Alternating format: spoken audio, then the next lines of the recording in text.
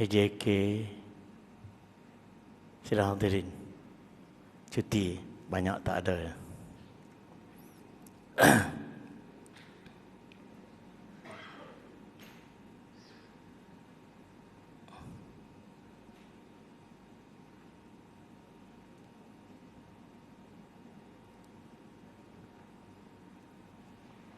Ya, sebelum saya sambung apa yang saya telah mulakan minggu lepas, ialah sebagai ini saya dah beritahu minggu lepas, bulan depan insya-Allah kuliah saya tak ada sebab saya insya-Allah akan ke Tanah Suci.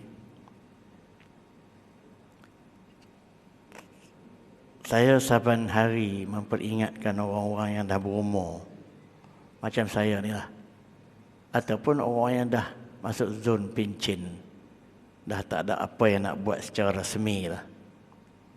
Secara resmi maksudnya tidak ada tugas-tugas resmi yang dibebankan kepada dia. Kalau dia ada pun kerja-kerja sukarela gitu je lah. Saya rasa patut juga kita tentukan rutin harian kita tu yang kita rasa kita mesti buat. Tak terikat dah dengan apa-apa hal lain. Dan rutin ini rutin yang kita akan buat sampai matilah. Ialah rutin-rutin kebiasaan sebagai manusia ni, kita makan, minum. Saya pun saya kata dengan isteri saya, rutin kita berdua ni hidup aman damai. Kita hidup dengan aman damai sehingga menunggu saat-saat dah mencecah 70-an kedua-dua orang dah. Kemudian yang keduanya, rutin ke masjid setiap hari, sekurang-kurangnya malam, pastikan sembahyang malam tu di masjid, maghrib, isya, subuh. Dan kalau ada peluang termasuklah zuhur, asar di masjid. Yang ketiganya, pulang alik ke hospital. Sebulan, sama ada dia atau saya, sama ada checking atau ambil ubat. Walaupun sekarang ni ada kemudahan ubat tu dihantar online dan sebagainya, tapi kita mesti hal-hal lain berbangkit.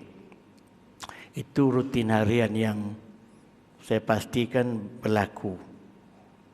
Jadi saya rasa kalau orang-orang yang masih sampai peringkat macam kita ni, masih kita bersikap seperti kita umur 30-an, 40-an dulu, masih liar dengan masjid, masih tak berminat dengan benda agama, masih tak menjaga kepentingan-kepentingan kemasyarakatan, saya takut nanti kita di dunia pun kita akan dikesampingkan, di akhirat wallahu alam lah. Sebab benda-benda begini kadang-kadang orang-orang yang tertentu tu dia lupa diri dia. Dia seolah-olah dia nak orang layan dia seperti 30 tahun dulu. Kalau dia sebagai bos, dia sebagai apa tu, orang layan dia. Tapi apabila sampai peringkat 65, 67 ni, orang yang sama dengan dia tak ada dah. Apabila orang yang sama dengan dia tak ada dah, dia nak, he must be respected macam dulu juga. Jadi kita tak dapat dah. Apabila tak dapat, dia mula kecil hati, dia tak nak pergi masjid, dia tak nak pergi surau, dia tahu orang tak hormat dia. Jadi benda-benda begini, kalau kita letak dia ke depan untuk kita nak melakukan benda-benda yang macam ni, silap lah. Jadi dengan sebab itu saya katakan prioriti kepada rutin-rutin utama ni kita kena buat. Makan, minum, kebahagiaan suami isteri, jagalah saat-saat akhir tu kadang-kadang penting.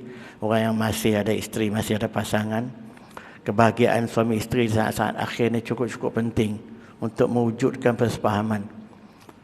Walaupun anak-anak ada, tetapi anak-anak tak boleh memberi seperti mana pasangan kita boleh memberi kepada kita. Dia duduk sebuah rumah, tapi dia tak boleh memberi sesuatu yang kita perlukan seperti isteri kita boleh bagi kepada kita, atau kalau isteri seperti suami yang boleh berikan kepada dia. Boleh chit-chat, boleh berbual, boleh persefahaman. Bolehlah keluar sekali-sekala nak makan, keluar sekali-sekala shopping, tetapi tak sama. Saya apa ada anak-anak di rumah saya suka, tapi bila dia borak-borak, saya biarkan isteri saya yang join. Sebab apabila saya menjadi tokek pergi boraknya, dia orang senyap gitu aja. Jadi kita tak nak begitu. Itu tuan-tuan sekalian tentang saya lah. Jadi kalau kita tersalah tanggapan, kita nak perasaan kita atau jiwa kita masih seperti kita 30 tahun dulu, maka kita akan kecundang lah. Saya guna cakap Datuk Seri Zahid Hamidi, kita kecundang lah. Kerana kita tak akan dapat semua benda-benda itu semua. Sebab ini nak memujuk diri sendiri. Sebab saya telah rasa dah. Pergi ke masjid tu surau, orang yang mengatasi umur saya dalam sekitar 4-5 orang je. Daripada 150 jemaah biasa tu, sekitar 3-4 orang. Mengapa? Dah tak ada banyak dah. Kematian pun banyak berlaku antara 60 hingga 70. Sebab kubur saya tu kubur COVID, ramai yang matinya. Mengapa kematian berlaku antara 60-70? Itu yang masih ramai, yang tua, yang uzur. Yang atas daripada itu dah banyak tak ada. Nak mati apa lagi dah orang tak ada. Jadi itulah tuan-tuan sekalian, pusingan hidup ni saya dah ada ceramah di tempat lain. Realiti hidup ni kita amat insaf untuk menyedarkan kita yang kita ni bermula daripada kita lemah, ayat Quran pun sebut. Kita budak-budak, lepas tu kita menjadi matang, lepas tu kita menjadi tua, lepas tu kita kembali semula kepada lemah. Lepas lemah tu kita menjadi sakit, uzur. Lepas itu kita dipanggil pulang. Kalau ditakdirkan kita panjang umur pun penuh dengan nyanyuk, main najis dan sebagainya. Jadi itulah, minta perhatiannya. Jadi yang kerana itu saya nak sambung apa yang saya telah cakapkan minggu lepas. Saya dah sebut kita nak menilai sejauh mana iman kita ni bertambah atau tidak. Yang pertama saya dah sebut, adakah kita makin takut azab Allah sebab kita makin dekat perjalanan kita ini. Saya dah huraikan dengan panjang minggu lepas. Yang kedua, adakah minat kita nak memperbanyakkan ibadat itu bertambah atau tidak. Itu satu indikator jugalah. Ini banyak orang-orang yang tertentu, dia lagi lewat umurnya, dia lagi nak banyak berderma. Boleh katakan setiap kali dia masuk masjid tu, dia nak adalah sumbangan dia. Sebab dia kata kalau dia ada duit pun dia nak buat apa. Waktu-waktu ni dia kata anak-anak dia semua dah senang dan dia sendiri nak buat apa kata. Jadi kebanyakan dia nak banyakkan apa yang dia boleh buat. Yang ketiga, saya dah cakap juga minggu lepas, sejauh mana kita nak nilai-nilai yang baik dalam hidup kita ni. Nak mendapat hal ini tuan-tuan sekalian, kita kena muhasabah banyak. Kita kena review banyak dan kita kena self correction banyak. Sejauh mana perkara-perkara buruk yang kita miliki selama ini kita dah tepikan. Sikap angkuh, sikap bongkak, sikap bekeng, sikap takbur, apa semua tu. Memang kita pernah lalui, terutama kita berada di puncak kejayaan, kadang-kadang kita terlalai. Tapi apabila kita dah tak ada semua benda tu semua, jadi patutnya menginsafkan kita untuk kita nak yang baik, yang suci saja dalam hidup ini. Suci tuan-tuan sekalian ada dua suci. Kalau suci secara lahir, pakaian suci, tubuh badan kita suci, rupa paras kita cantik, itu suci secara zahir. Tapi yang lebih signifikan ialah suci secara batin. Jiwa kita suci daripada sifat-sifat yang kotor, sifat-sifat mazmumah, riak, takbur, angkuh, syirik nombor 1. 4-5 sifat yang mazmumah seperti syirik, riak, takbur, ini menjadi syirik khafi. Syirik khafi maknanya dia boleh menjadi syirik apabila benda itu melebihi sehingga kita mengambil sifat-sifat Allah. Macam takbur itu sifat Allah, dia takbur, maka syirik. Riak, dia buat sesuatu perbuatan bukan kerana Allah tetapi kerana nak menunjuk, syirik. Kemudian ujub, dia perasaan dia hebat kepada orang lain sedangkan itu bukan sifat manusia. Jadi perasaan-perasaan ini berlaku pada orang-orang yang berjaya dalam hidup ni, dia sedar atau tidak. Jadi benda-benda begitu kita kena sucikan. Sebab itu dalam pengajian tasawuf, fokus utama, emphasis diberikan kepada penyucian jiwa, iaitu hindarkan sifat-sifat mazmumah, iaitu riak, takbur, angkuh, hasad, dengki dan berbagai-bagai. Ada 13 sifat yang disebut oleh ulama itu. Gantikan dengan sifat-sifat mahmudah, sifat-sifat terpuji. Apa dia? Ikhlas, jujur, tawaduk, rendah diri, humble, wara', tawaduk dan berbagai-bagai. Ada satu pendekatan dia buat. Kalau kita tak buang dulu sifat-sifat terkeji, susah sifat-sifat terpuji itu nak masuk. Kita kata macam ni, sikap rendah diri. Tak boleh rendah diri selagi takabur ada pada dia. Sikap ujub, dia rasa dia hebat. Tak boleh nak dibuang selagi Dia tak mengakui orang lain lebih pada dia. Jadi sifat-sifat begini terpaksa kita kikis dulu yang buruk-buruk tu. Dalam tasawuf dipanggil takhalliyah. Takhalamyata. Takhalliyah. Takhalliyah. Mana kita singkirkan sifat-sifat buruk ini, kita gantikan dan kita hiaskan tahalliyah. Taha. Perkataan hampir sama. Tahalliyah kita hiaskan dengan sifat-sifat mahmudah. Saya pernah nak pergi servis, bukan servis, saya nak pernah, ini cerita 20 tahun dulu. Saya nak pergi tukar cat kereta. Saya nak cat metalik cantik lah. Tapi cat lama tu, cat biasa konvensional masih cantik. Saya tak tahu mana tentang cat ini. Maka saya kata kepada tukang cat tadi, painter tu, saya kata, ini token boleh tak awak ini cat lama tak usah buang lah, awak sembur cat baru di atas ini cat lama boleh ke? Sebab saya ini cat lagi cantik. Oh, saya tak boleh buat itu macam ini teknologi bukan itu macam. Kalau mak awak nak ini cat baru cantik, kena buang cat lama. Saya kena kikis, saya kena simen, saya kena sapu, saya kena bagi licin baru taruh cat baru. Kalau tidak cat tak cantik, kata dia. Saya pun dapat iktibar, rupanya nak bubuh cat baru, nak beri cantik pun cat lama tu walaupun masih belum kesan, kena buang dulu. Tidak cat baru tak melekat, tak elok. Jadi saya fikir-fikir dalam hidup kita pun macam itu. Kalau kita tak cuba singkirkan sifat-sifat terkeji itu dulu, kita nak masukkan sifat-sifat terpuji, rendah diri, tuan-tuan, dia tak jadi. Orang kata kalau dia tak boleh bercampur lah. Orang kata macam minyak dengan air tak boleh campur. Kalau susu dengan air boleh campur lah. Dia terpisah. Yang kerana itu nak singkirkan sifat-sifat keji ini, tuan-tuan sekalian, terpaksa bermujahadah lah. Terpaksa berjuang, banyak bermuhasabah, banyak menyedari diri, banyak kita insaf yang kita ni hebat macam mana pun sesama manusia, akhirnya kita akan kembali kepada tanah juga. Ayat Quran pun banyak sebut hal begitu. Jadi bila kita insaf gitu, automatically kita punya perasaan-perasaan yang salah itu akan berkurangan, insya-Allah. Saya sendiri pun banyak benda-benda gitu, saya akui. Saya bercakap dia bukan untuk orang saja, tapi untuk diri saya juga. Jadi dengan sebab itu, tuan-tuan sekalian, kita pastikan segala tanggungjawab kita laksanakan dengan baik. Minta anak jangan pergi jalan-jalan depan saya ya. Minta maaf. Dia berjalan-jalan tu dia menarik perhatian saya. Minta maaf ya. Dia tak ganggu secara suara, tapi dia ganggu secara penglihatan. Minta maaf ya. Minta maaf. Memang ini berlaku di tempat-tempat lain juga. Jadi kita cuba hindarkan benda-benda begitu. Dan kita cuba langsaikan sebelum kita ni dipanggil pulang. Hutang piutang yang sangkutan kita, tanggungjawab yang kita buat, kita selesaikanlah. Janganlah pada dah sampai wujud mayat di depan tu dah, waris kita.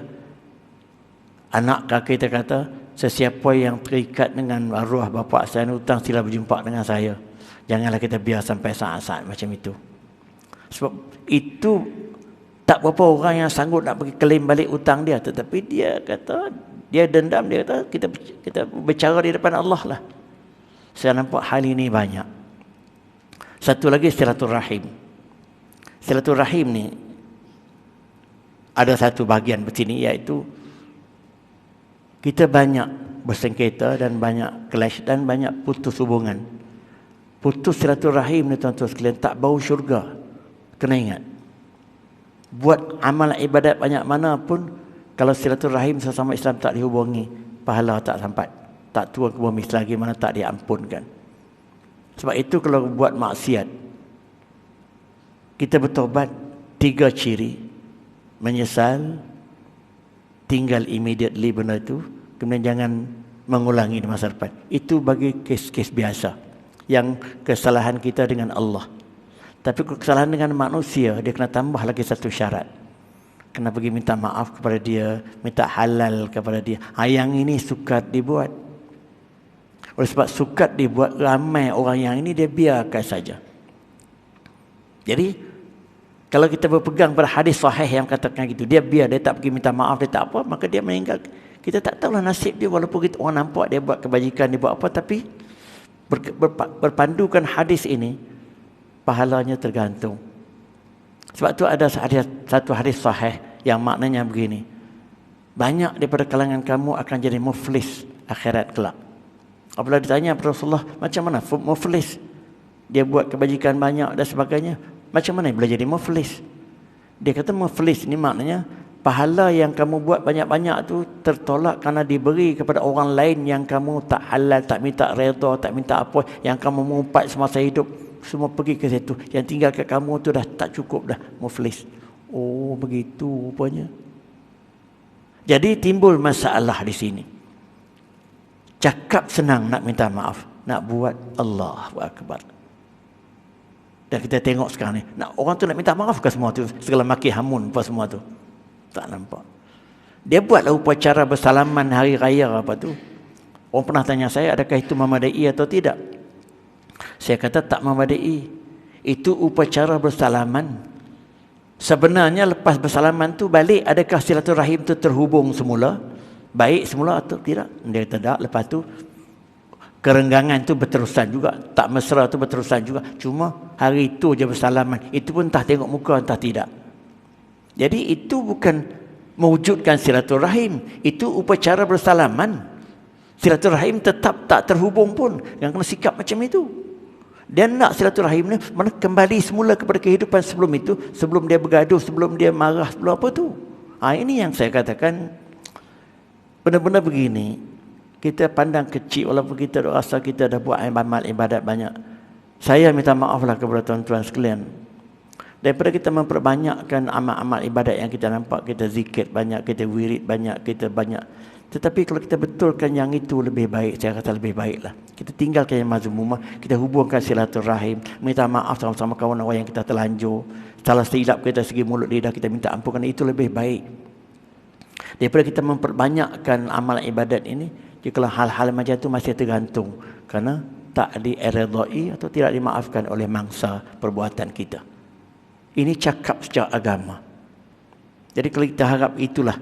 Jadi itu yang keempat caranya. Sebab tu ada satu hadis disebutkan, apabila kita dah dua kaki kita telah sampai pada hari kiamat, saya terjemah terus. Pada hari itu akan ditanya umur kita. Apa yang telah kau habiskan di segi umur? Yus'alu an umrihi fima afna. Ditanya, apa yang telah kamu buat umur kamu yang sepanjang hidup itu? Adakah melara, buang masa gitu aja? Wa an ilmihi fima fa'al. Apa yang dia buat tentang ilmu pengetahuan yang dia miliki, adakah untuk mendapat profession, untuk mendapat kerja hidup aja, atau untuk dia amalkan? Wa an malihi min aina aktasabahu. Dia pernah soal atau tidak? Rezeki yang dia dapat tu dia dapat daripada sumber apa? Kita tak kira dah sekarang ni. Saya ingat hal ini orang tak peduli dah. Orang tak peduli dah. Wa fi ma anfaqahu, dan dia belanja kepada apa harta tu? Di pada mana dia dapat? Kepada apa yang dia belanjakan. Wa an jismihi fi ma ablah, dan tubuh badannya dia pergunakan untuk apa? Untuk beribadah ataupun untuk membuat benda-benda yang tak berfaedah. Hadis ini menunjukkan bagaimana kita menggunakan peluang-peluang dalam hidup tu semaksimal mungkin untuk kebaikan. Secara umur, secara harta kita, pendapatan dan lain-lain.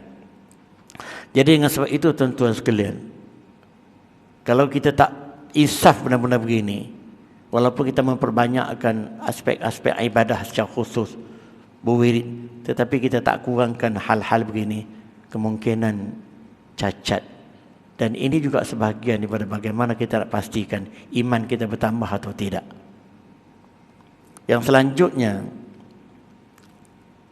kita berupaya atau tidak nak menghayati ini kehendak Allah di dalam ayat yang saya akan baca ni, agak panjang sikit surah ini. Surah Al-Mu'minun 1 hingga 12. Qad aflahal mu'minun. Pasti orang mukmin tu berjaya. Berjaya sini berjaya dunia dan berjaya akhirat. Bukan berjaya dunia saja nampak kaya raya, tetapi di akhirat dia miskin. Bahkan kaya di dunia pun kita nampak dia kaya, tetapi kita mendekatinya dia ada problem hidup, tak tenang jiwanya, ada konflik suami isteri, nampak daripada jauh dia berjaya. Ini pun tak kira, tak dianggap berjaya. Kalau tidak, tak peliklah berapa ramai dah artis-artis besar dunia bunuh diri, berada di puncak jaya.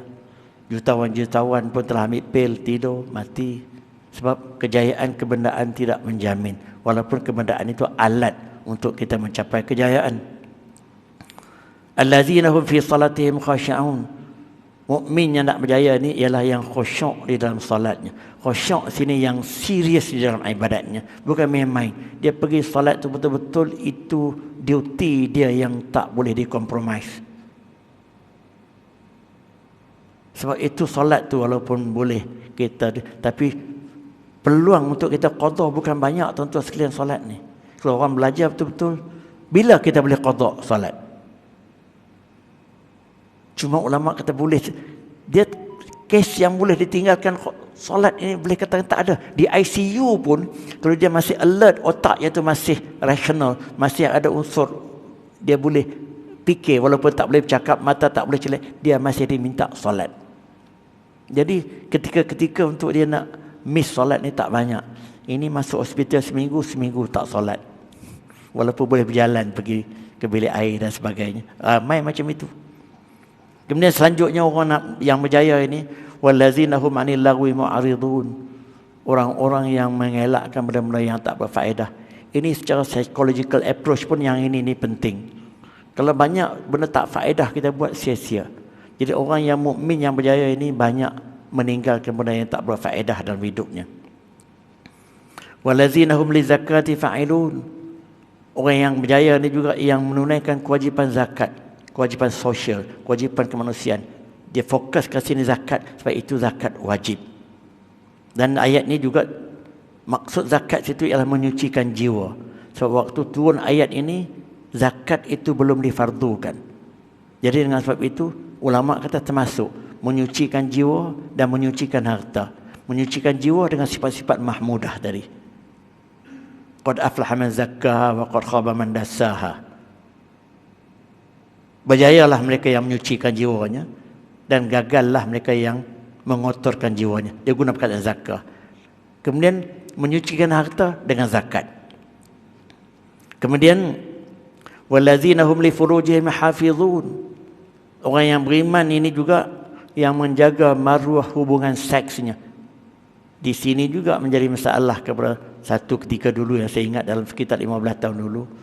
Hubungan seks, rambang dan juga kes-kes menularnya AIDS banyak dikaitkan dengan ni hubungan seks rambang yang ni zina. Sebab itu ada perangkaan berpuluh-puluh ribu anak luar nikah. Ini semua, dan yang menyedihkan angka itu ialah banyak orang Melayu.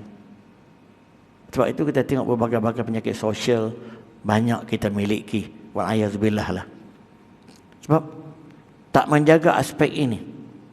Illa ala azwajihim aw ma malakat aymanuhum, kecuali dengan pasangan isteri masing-masing atau suami masing-masing atau amah-amah yang mereka miliki. Sebab amah ni pada zaman dulu boleh disetubuhi sebelum diharamkan totally tentang pemilikan amah. Faman ibtagha wara'a zalika fa ulaika humul hadun. Siapa yang melanggar batas-batas yang telah disebutkan tadi, tak solat khusyuk, buat benda lara, benda faedah, tak bagi zakat, tak menjaga maruah seks dan lain-lain, orang ini melanggar, menceroboh. Mana menceroboh batas-batas yang Tuhan tegah. Kemudian ditambah lagi ciri mukmin ni, wallazina hum li amanatihim wa ahdihim ra'un. Orang-orang yang menjaga amanah. Menjaga amanah ni menjaga tanggungjawab. Bahkan ikut tafsiran ulama, kita keluar mengundi itu juga kita keluar untuk menunaikan kewajipan kita untuk memberi amanah kepada orang yang nak merintah negara. Jadi ulil amri atau orang yang mendapat kuasa memerintah itu ialah dia mendapat amanah rakyat. Itu dalam tafsiran dalam kenegaraan Islam. Amanah rakyat diberikan kepada dia. Dan letakkan di sini sejauh mana orang itu menjaga amanah rakyat dengan betul. Wa ahdihim, dan juga komitmen-komitmen yang bertulis, perjanjian-perjanjian yang dia buat. Kalau amanah ditanggungjawab secara general, manakala ahdihim itu tanggungjawab yang lebih spesifik, yang lebih berat. Misalnya ada perjanjian-perjanjian yang telah dia buat, sejauh mana dia committed untuk melaksanakan itu semua. Sebab itu kalau kita tengok apa-apa pun, kalau benda tu nak bagi kuat, ada statement declaration, ada statutory declaration untuk menguatkan lagi benda tu. Setakat janji mulut orang dah tak peduli sekarang ni. Tujuannya itu wa'ahdihim sebagai satu komitmen yang ada hitam putih, black and white. Wallazina hum ala salawatihim yuhafizun. Orang yang berjaya ini juga ialah yang menjaga semayang mereka dengan baik. Apa beza yang pertama ini, yang ini dengan yang di atas mula-mula tadi?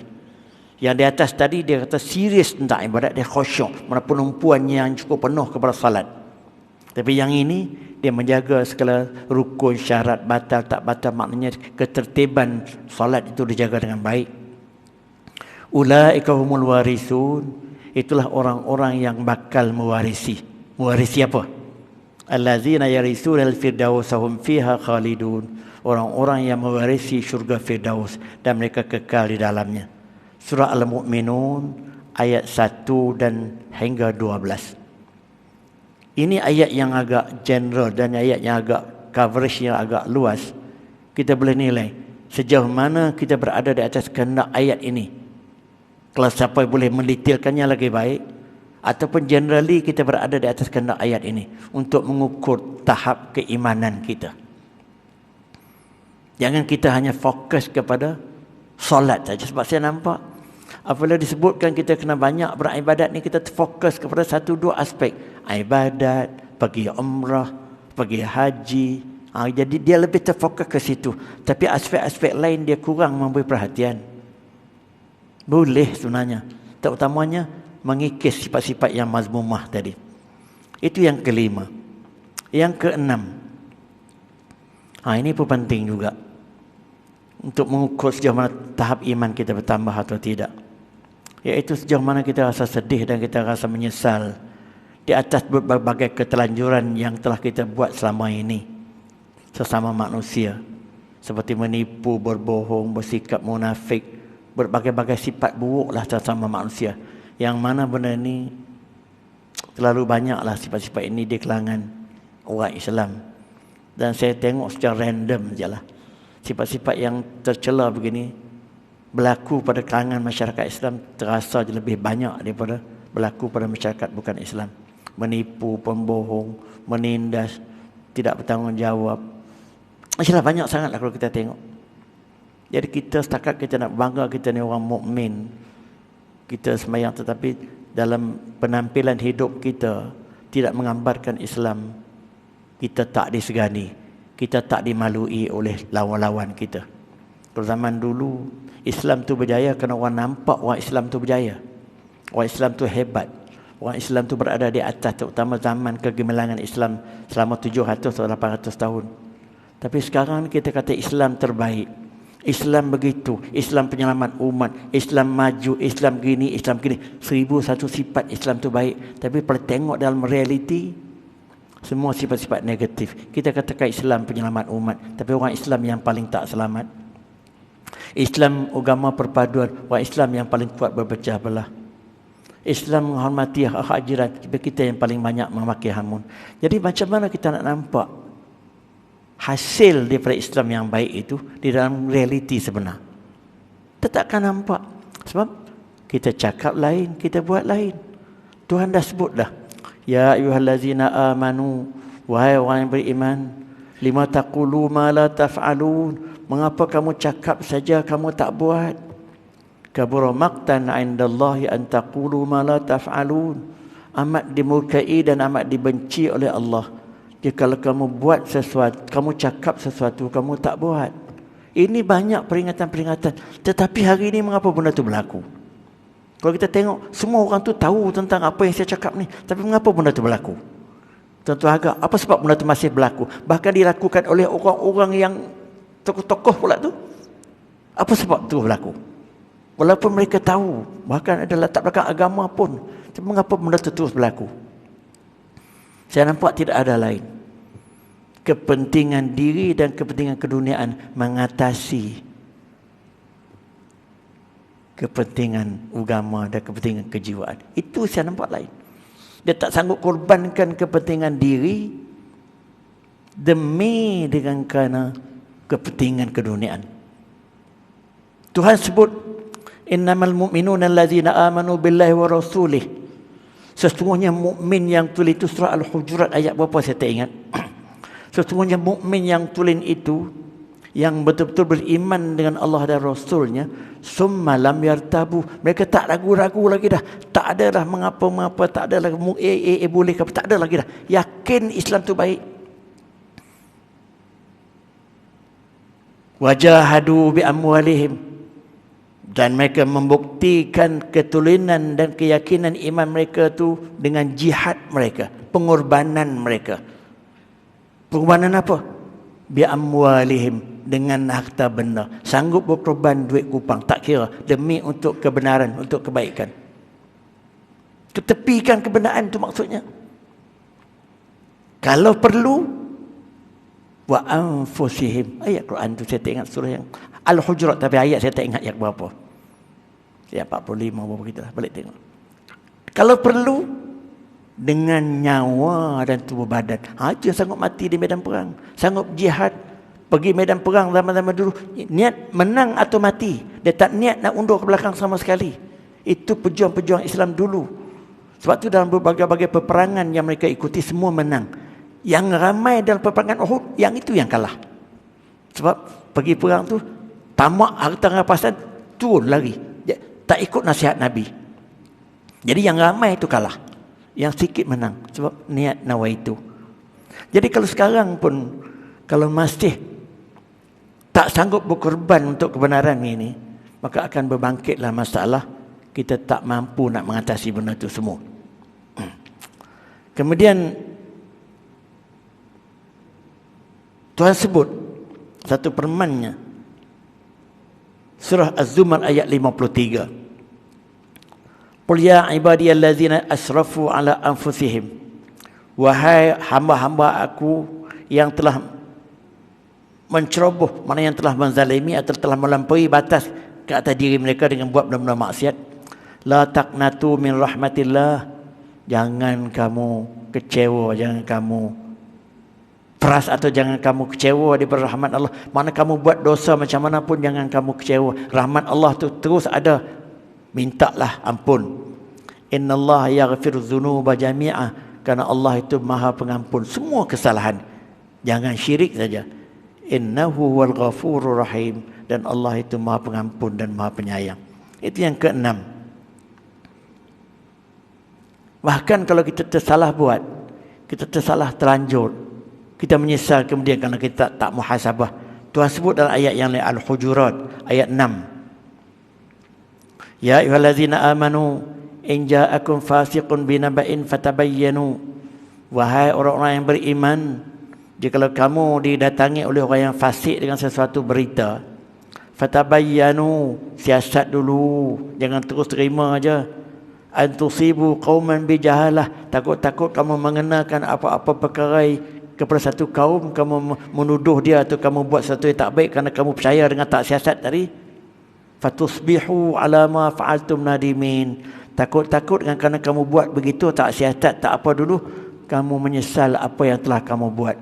Tapi ini berlaku banyak, berlaku dengan banyaknya sekarang ni. Tak ambil kisah dah, betul tak betul tak ambil kisah, asalkan benda tu sedap didengar sudah. Itu yang keenam. Yang ketujuh, untuk menilai sejauh mana iman kita bertambah atau tidak. Ini silaturahim yang saya sebut tadi. Sejauh mana kita telah mempertingkatkan semula silaturahim kita yang terjejas dengan kerana berbagai-bagai fi'il kita selama ini.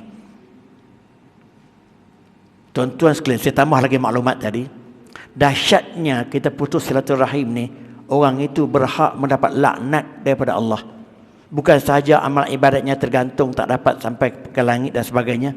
Bahkan dia akan mendapat laknat daripada Allah kalau dia tak menghubungkan silaturahim itu semula.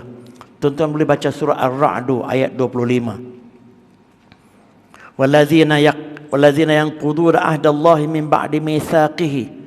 Orang-orang yang memecahkan perjanjiannya dengan Allah selepas dia terima, selepas dia mengucap dia beriman tapi dia masih mungkir, tak buat benda-benda yang elok. Wa yaqta'una ma amara Allah an yusala bihi, wa yaqta'una ma amara Allah bihi an yusala bihi. An yusala, mereka telah memutuskan apa-apa yang Allah suruhkan mereka sambung, iaitu putuskan silaturahim. Mereka telah putuskan wa yaqta'una ma amara Allah bihi an yusal. Mereka telah putuskan apa-apa yang Allah perintah untuk mereka sambung, makna putus silaturahim. Wa yufsiduna fil ard, bahkan mereka buat kemusnahan di muka bumi dengan berbagai-bagai kerenah mereka. Ulaika lahumul la'natu, Allahu akbar. Maka orang-orang ini mendapat laknat daripada Allah.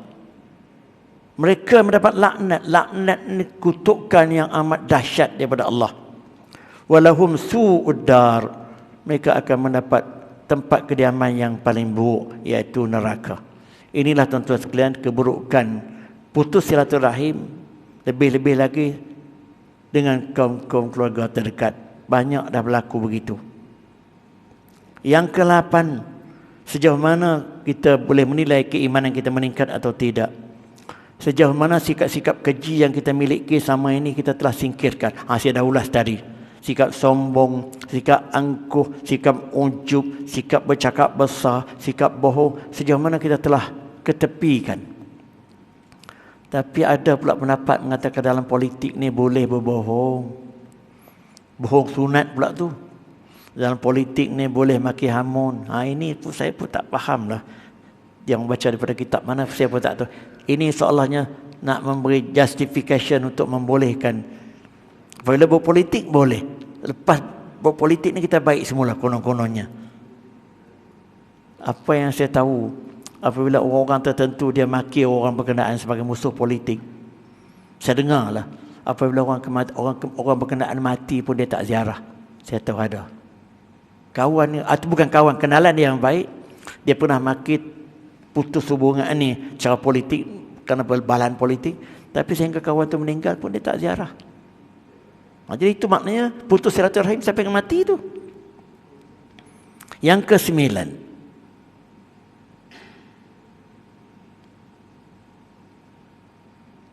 coverage kepada semua ni. Yang terakhir, kita kena banyak bermuhasabah. Saya sebut tadi, bermuhasabah.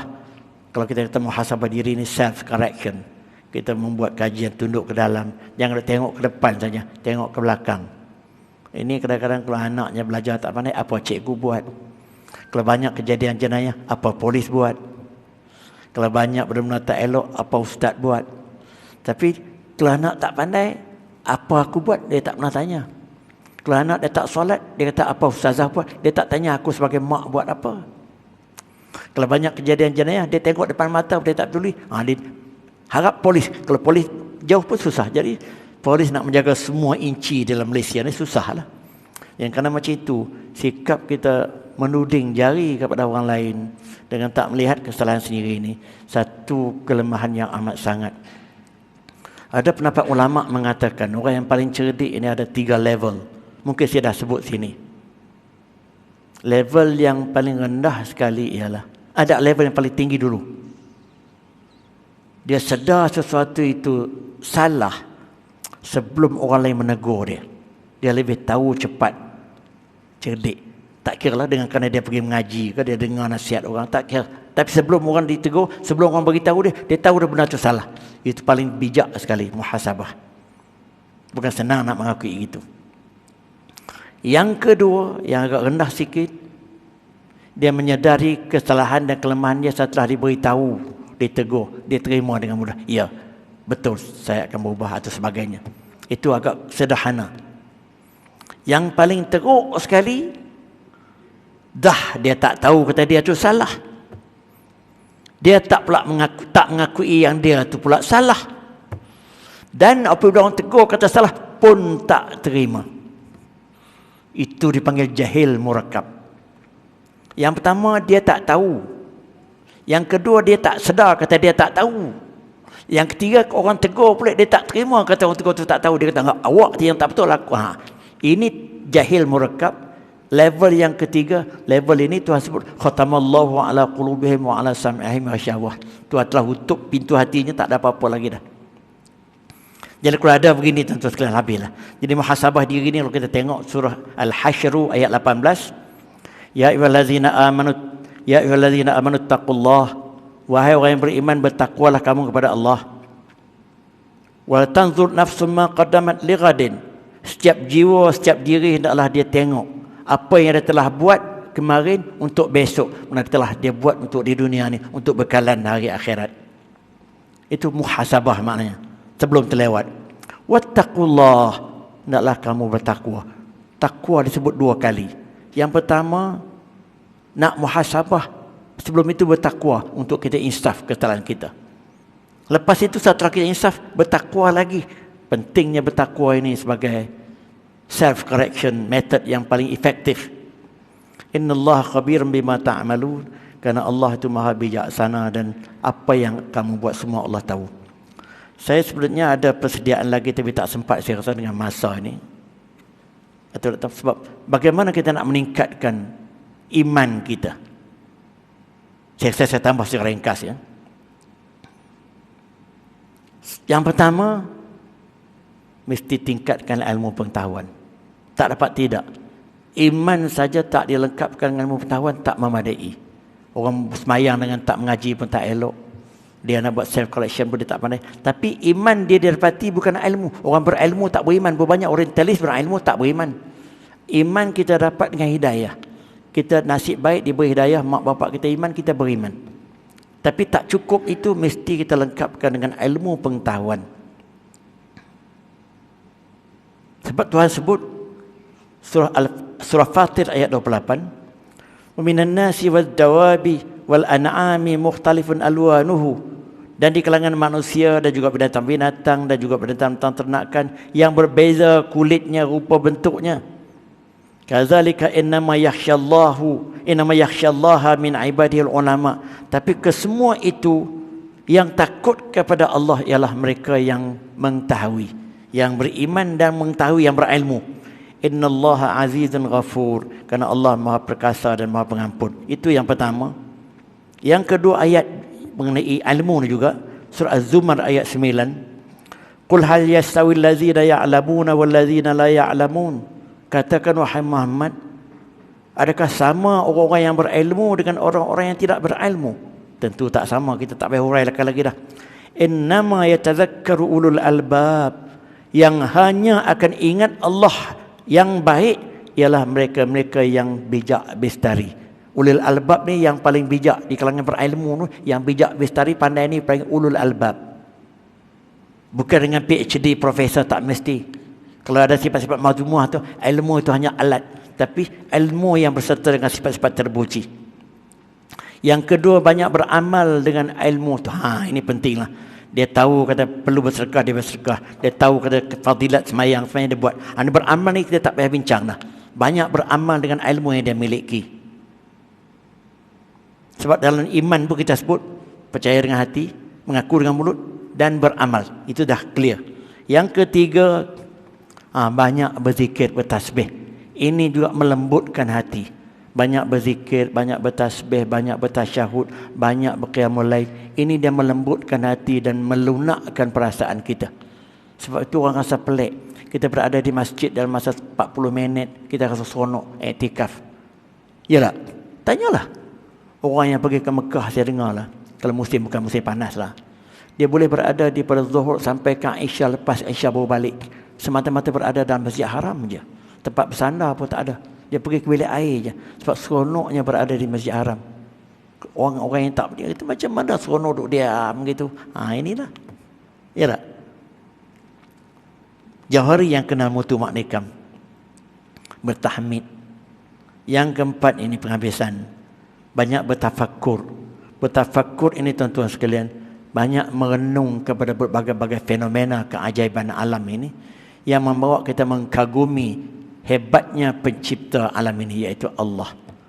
Jadi saintis-saintis hebat dunia yang telah bertemu dengan berbagai-bagai fenomena ajaib di dalam Al-Quran yang mendahului zaman, seperti the creation of human being in wombs, bagaimana sumber kehidupan air, bagaimana pokok-pokok boleh hidup dengan air, bagaimana penebuan bunga, bagaimana kejadian falak yang berjalan berbagai-bagai. Basic telah ada dalam Al-Quran, tapi sains baru kenal dalam 3 dekad yang lepas. Ramai telah menganut Islam. Maka itu bertafakur macam itu bermakna mengkaji, tadabbur. Tuhan sebut ayatnya, inna fi khalqis samawati wal ardi wa ikhtilafil laili wan nahar la ayatin li ulil albab. Sesungguhnya pertukaran siang dan malam, kejadian langit dan bumi ini menjadi petanda yang cukup hebat atau bahan bukti, bahan kajian bagi mereka-mereka yang bijak bistari. Siapa dia yang bijak bistari ini? allazina yazkuruna Allah qiyaman wa qu'udan, yang mengingati Allah sepanjang masa dalam keadaan dia berdiri, salatlah, duduk, wa ala junubihim, atau mengiring tidur. Mengingat sini bukan saja dengan salat, tetapi dengan keadaan dia ingat kepada Allah sepanjang. Dan wa yatafakkaruna fi khalqis samawat. Orang ini terus mengkaji, menyelidik dan mengkaji berbagai-bagai fenomena alam yang hebat ini tentang kejadian langit dan bumi ini. Maka secara spontan mulut dia akan berkata, Rabbana, ya Allah, ya Tuhan kami.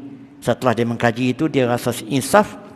Ma khalaqta hadza batila, ya Allah, Engkau jadikan kesemua kecanggihan alam ini bukan sia-sia, bukan ciptaan semata-mata nak tunjuk kehebatanmu, tetapi itu membuktikan di sebalik semua fenomena ini adanya Engkau, ya Allah. Maka disebutlah di hujung tu, subhanaka faqina azabannar, maka maha suci Engkau, ya Allah, jauhkanlah kami daripada api neraka. Ayat ni, surah ini dibaca selalu dalam surah munajat. Kalau kita semayang malam tu patut baca ayat ni dan semayang tahajud kita. Baliklah. Dan saya pun terdengar ayat ni saya mula-mula waktu saya pergi umrah sekitar 20 tahun dulu. Imam tu telah huraikan dengan panjang di dalam khutbah dia tentang kehebatan ayat ini untuk mereka yang mengkaji fenomena alam ni, keajaibannya, untuk dia meyakini kebesaran Allah. Jadi saya minta maaf lah, takat saya, itulah modal saya pada hari ini. Salah silap daripada saya sebagai manusia biasa. Yang baik itu daripada Allah. Kita berdoa semoga apa yang kita telah buat ini diterima oleh Allah, dan segala yang salah yang kita lakukan jadi ampunkan oleh Allah. Dan kita berdoa juga supaya Allah menamatkan kehidupan kita ini dengan penamatan yang baik. Allahumma khtim lana bi husnil khatimah, dan dia hindarkan kita ni daripada kita menamatkan hidup ni dengan penamatan yang cukup hina. Dan itulah modal kita. Wabillahi taufiq hidayah. Wassalamualaikum warahmatullahi taala wabarakatuh.